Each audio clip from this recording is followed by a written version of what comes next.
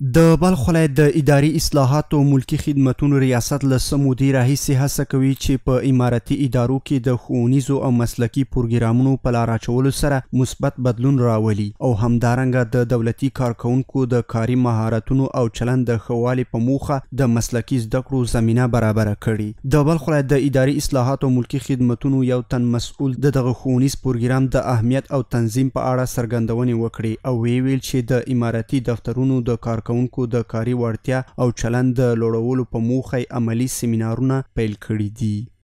برنامه امروز برنامه ارتقای ظرفیت است که برای 2 روز برای کارمندان ریاست حوزه دریایی شمال برگزار شده.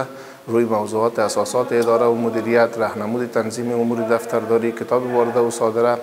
و همچنان در مورد پلانگذاری. این 4 مورد ما در 2 روز برشان کارهای عملی هم داریم امروزشان و ارتقای ظرفیت هم صورت میگیره.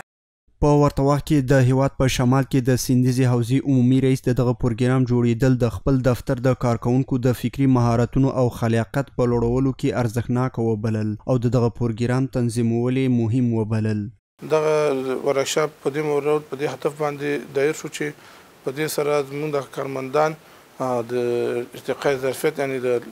ارتقاء لوړونې په هدف باندې یعنی توانایي باندې یعنی د دوی استعداد لوړونې په خاطر باندې دا دایر شوی ده چې دا په 2 وخت شرایطو کې د کارمندانو د پر ډېر مسؤلیت تمامیږي. د یادونې وړ ده چې د بلخ ولایت د اداري اصلاحاتو ملکی خدمتونو ریاست په پام کې لري چې د اداري او ملکی خدمتونو د اړتیاو د حل او د دولتي ادارو د کارکوونکو د پوهاوي د کچې د لوړولو په موخه د اماراتي ټولو ادارو کې پروګرامونه په لار واچوي.